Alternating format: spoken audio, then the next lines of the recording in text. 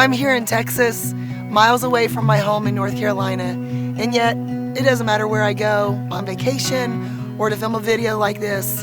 I pack up my life with its struggles and its complications and take them with me. Yeah, we don't leave those at home, do we? Life feels simple out here with its stretches of quiet land, silent tumbleweeds, and there's even a docile longhorn out here, true story. But don't let the serene-looking land fool you. It might be far away from my patch of busy life back in suburbia on the East Coast I call home. But there's plenty of hidden trouble here too. Be careful, or you really might step on a scorpion. Kind of reminds me of life. Not everything is as it seems. Our life looks like a certain way, and we begin to make assumptions. If it's out of control, we feel like we need to pull the reins in and manage it. If it's stretched, we think we need to start making some cuts. Maybe we need to take a class, or we need to read up more. All the scrambling to uncomplicate a life that feels really complicated and out of control just results in us feeling more exhausted and inept.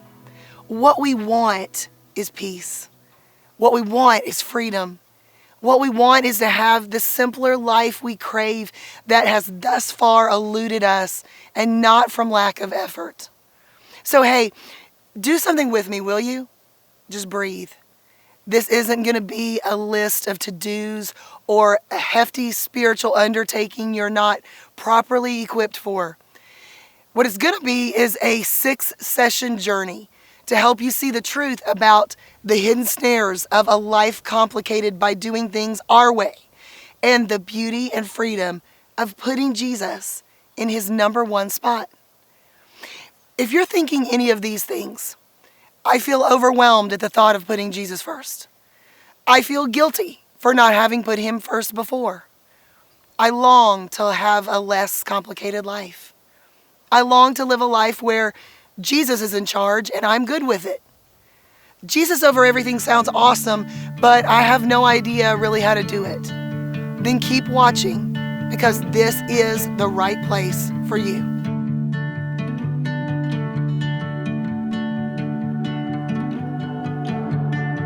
Several years ago, I did something I should have done a long time before that. I went on a 1-year shopping fast. Specifically, I didn't buy anything for myself in 2 areas, the areas of clothing, accessories, or for the house. The 2 areas I struggled most with in the sense of overindulgence and overspending. Now, listen, before you mistake me for a disciplined or an over-spiritual person, you need to hear this. I like clothes, like a lot. I like things for my house a little too much. And I've often said, I may not be God's toughest case, but I'm definitely in his top 5 as far as stubbornness goes. So this shopping fast came from a lot of wrestling and literally coming to Jesus. My girlfriend Sherry had come over to help me pick out something to wear for a speaking engagement I was going to. And she casually mentioned all the mini clothes I had in my closet. I knew in that sort of instinctual way that you know some things sometimes, that God was nudging my heart with this comment, and I immediately began to sense something about my spending needed to change. Now, look, I didn't obey God right away, but I did begin to listen, and trust me, it wasn't easy. I had plenty of excuses, and other people sort of gave me outs as well. Here's the thing, I didn't put us in debt. I wasn't charging on a credit card. All the things that would naturally come to your mind at first. What was happening was this. In moments my life felt complicated or hard, I was turning to a fix with the swipe of a debit card and the high of cute clothes to sort of numb me out in that moment. The truth is, things in our life get complicated often before we know it. Most of us don't willfully choose it. We silently slide into it. And our quick fixes to solve the problem and make it better actually make it worse. Maybe it's not that our life feels complicated at this very moment. It might be actually going really well, and we might have a million reasons to love our life, and God may be one of them, but often we're deep down unfulfilled. And instead of dealing with that and the why behind it, we get into what I call the cycle of complication.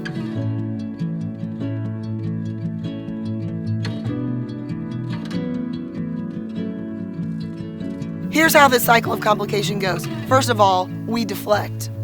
We resist being second in our life. That's normal and natural for us as humans. Basically, giving up our rights and not getting our way first and foremost. So we deflect to try to stay in first. We probably don't say this or maybe even see it, but anytime we choose to fill ourselves with something other than Jesus, we're choosing ourselves over God. Look, full disclosure here. I do terrible with second place. I like to come in first. From card games to the dog coming and snuggling me more than anyone else in my family, to, yes, even my desire to do what I want when I want and not be told what to do. That's a Lisa first problem. I love Jesus so much. I have my whole life, but I also love me. And sometimes I love me more. It's a hard thing to say, but it's true. This is the struggle of my entire life in many ways. Deflections might include overspending, Netflix, drinking, your phone. I don't know what it is for you, but every time we deflect from things we need to deal with, we withhold our own healing.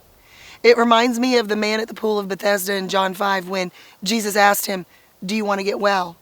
And he said, "I can't." And then he goes into this long speech about the healing pool and how he can't get into it, which we know he physically could not. But all the while, the healer is standing right in front of him. Deflection complicates our life, and we miss the healing God wants to do in us by our constant excuses.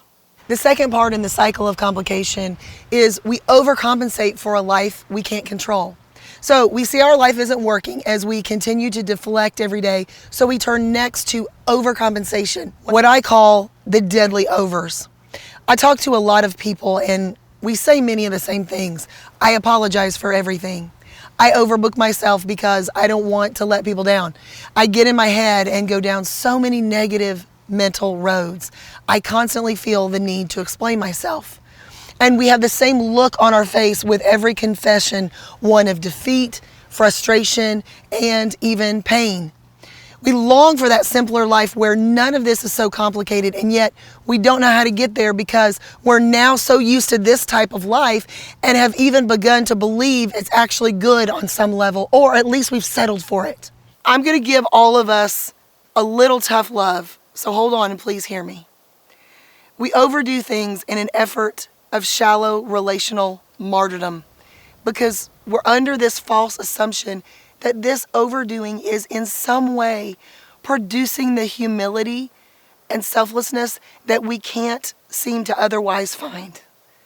The empty over-apologizing, over-explaining, overworking sometimes seem to be putting others before us and even virtuous in other ways.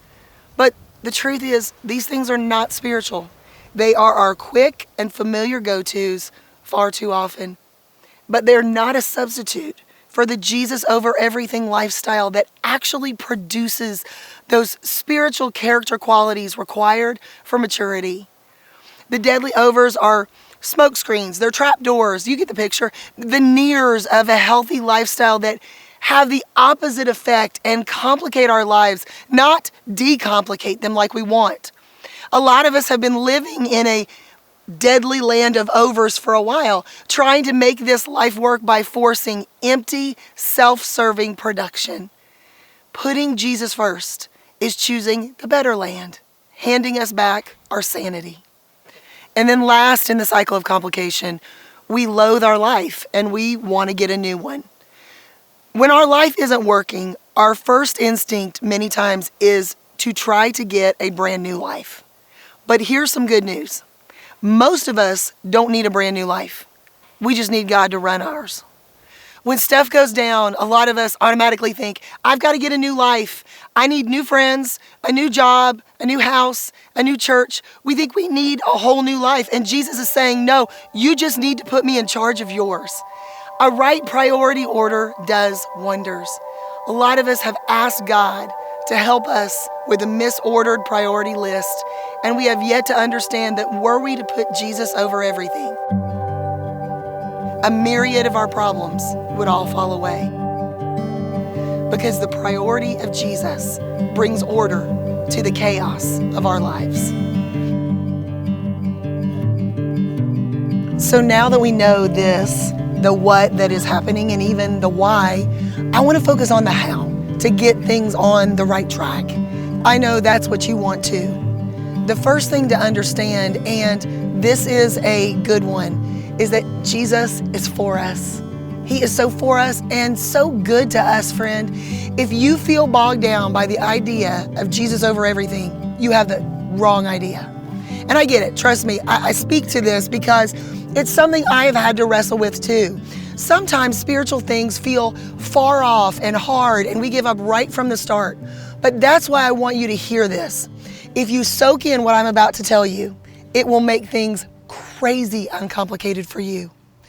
Jesus being first is the only way our lives will work because it's the way He set it up to be.